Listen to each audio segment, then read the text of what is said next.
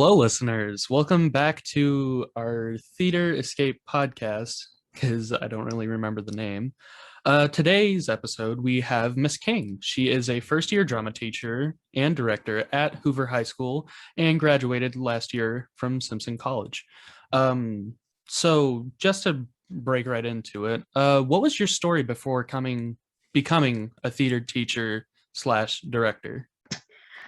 So my story really began. So I went to Lincoln High School. I graduated from Lincoln in 2016. And my story really began at Lincoln High School. I was super into softball. That was like my number one ride or die thing I ever did. And then one day I decided to take a theater arts class, and we were required to go and watch a performance. And I had to go, and I was like, ugh, okay, fine, I'll go watch a play, I guess. And when I went, I actually fell in love with it, and I told myself, I need to do that. I need to do theater. So it kind of started there, and so I pursued theater at Simpson College, and I knew as soon as I took an education class there that I had to do theater and education. Um, and then somewhere within there, I also studied a little bit of English. So now I am a theater and English teacher at Hoover High School. Hmm. So with virtual learning, did you take any liberties that was more easy to do compared to in-person learning? Yes, I did kind of switch around how I taught things, and I really wanted to leave space for students to have a mental break. I wanted to give them some opportunities where they could pursue theater, but also not overwhelm them, because I know that virtual learning is very challenging to students, and it can be very hard to motivate oneself. I mean, when I was in undergrad, when I had virtual classes, I know how hard it was to stare at a screen and listen. So I kind of restructured how I taught. I would try to do more interactive things, and I try to give opportunities for students to have a little bit of time to maybe reflect on what they're doing, opposed to giving them more assignments. I wanted to just kind of give them more of that time where they could have that mental break from everything that was going on. So I kind of took a little bit more of that into consideration for the virtual classes. I am so glad that you have that mentality because I don't think any one of my teachers does have that mentality. So it is good to know that there is hope somewhere in the world. um, uh, so you said you're a first year drama teacher. What do you look forward to doing once school resumes like fully in person for everyone? What theater related things do you look forward to doing, like, as far as like productions or like um, events like collaborating with other schools? I know something that we've done as far as Lincoln Theater Arts in the past. What do you think your plans are? My plans for when we're back to quote unquote normal, um, I really hope to kind of expand our department a little more. And I'm really just hoping to get to know more students. This opportunity that I've had as teaching all the students virtually has really opened my mind and my perspective, and it's really made me want to connect with this other schools a lot more. So I really hope to continue. I know that Miss Griffin, the teacher last year, she would kind of host different events and invite all the schools, and I'm hoping to continue that. And I'm hoping to continue to grow our department in different ways and diversify, while also giving students opportunities that maybe they normally wouldn't have. So maybe different kinds of plays or different genres, things like that. So I'm really excited for us to just kind of do a little more experimentation that way, and really give the students a voice and give the students an opportunity to be the creators. This year, just from what we did virtually, I gave the opportunity to one of our seniors to write a play, and we performed it virtually. And that was just an amazing experience, and she was ecstatic because that was her first opportunity like that. So I'm hoping to continue that mentality as we continue into in person. So that's really my goal for next year. That is so awesome. I know that we here at Lincoln have dabbled, I would say, in like student writers and directors. And so it is so amazing to hear that there are um, that's going on in other places too, because I know like every program is different. Um, if you could do theater or perform in general in any place in the world, where would you go? Due to COVID, I unfortunately lost opportunity to study abroad in Europe. But I would absolutely love to go back to those roots where theater was kind of quote unquote created, but really theater's been around everywhere. But I would like to go back to those more historical places and maybe perform in those locations, just to kind of be in that realm of that history. I really love the history behind it. So that would probably be my dream to go and perform somewhere over in Europe. Hmm. So I guess going back to your students, being through at least Theater 1 and Theater 2, new actors and thespians tend to have a hard time getting used to doing performances for probably their first time.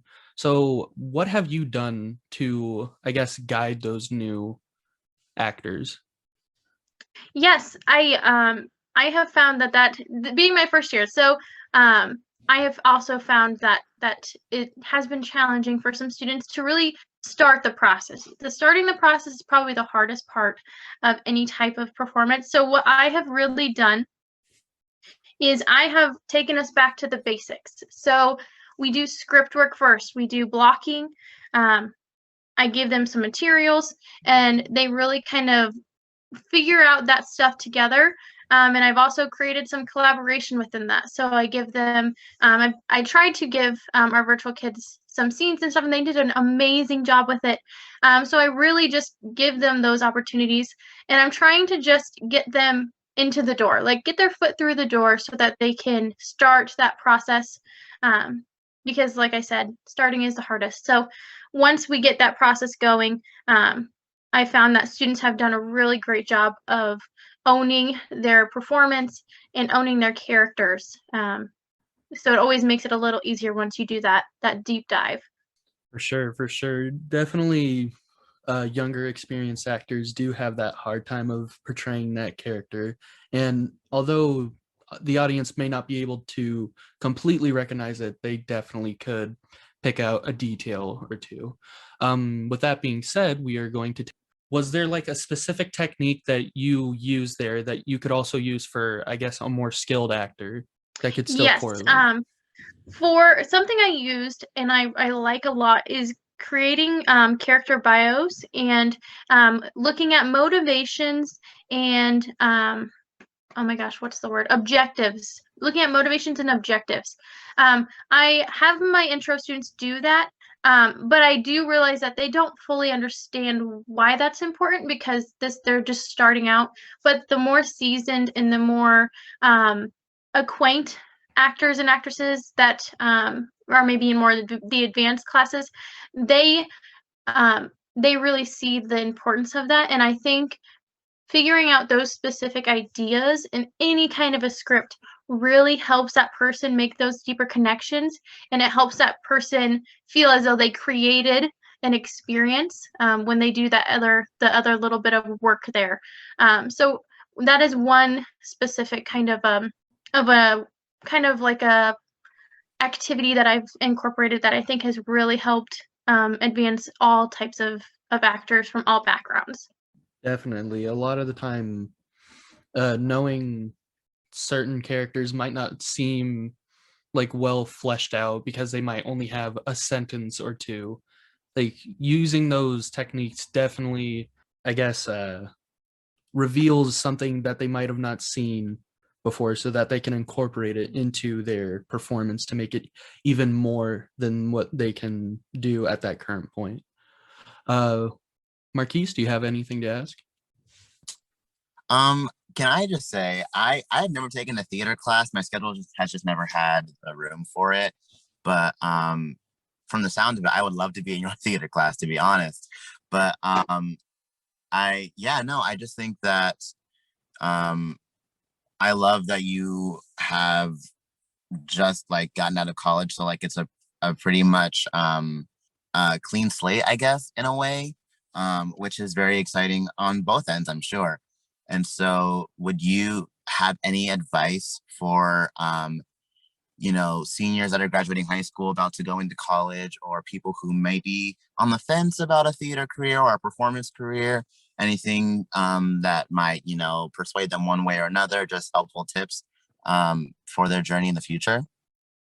Yes, of course. I love helping students with that. Um, One thing I would really suggest for seniors and for people wanting to do theater is number one, um, know at least like go into college knowing um, yourself. As long as you know yourself and what you care about, you will find your place and you will find what you want to do after college. And I also want to say theater, or not theater, but just schooling in general is an experience. There's so many different phases and things that you will go through. And my advice for when you go through those is just make sure that you stay true to yourself and that you um, really follow what you're passionate about. You may change what you want to do multiple times, and you may even not want to go to college anymore. But that is something that you can own as yourself, by yourself, and that's what's going to make you you. So make sure you're not making decisions for others and make it for yourself. As for theater, and that theater side, go for it. No matter what, you will figure something out. I have lots of friends who went to school for theater, and there are some that are not pursuing theater, but they are figuring out their lives, they're figuring out things that they need. But I will say, if you want to perform, just go for it. There are so many smaller cities, like Minneapolis, or oh my gosh, where's the other one? There's another one close and I can't think it off the top of my head, but Minneapolis is a great opportunity. They have a national theater there. They have a lot of different other kinds of theaters. So you don't have to go to New York. You don't have to go to Chicago. There are other opportunities.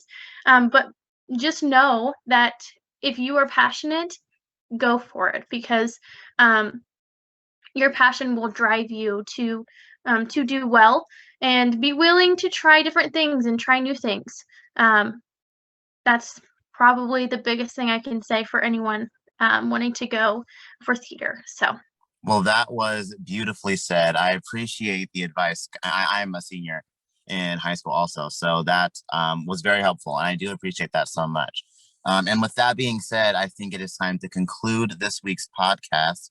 I want to thank Ms. King so much for joining us. It was amazing hearing your insight and being able to talk to you. So thank you so much, everyone. Make sure you give this podcast a like wherever you're listening on. It would really help us out.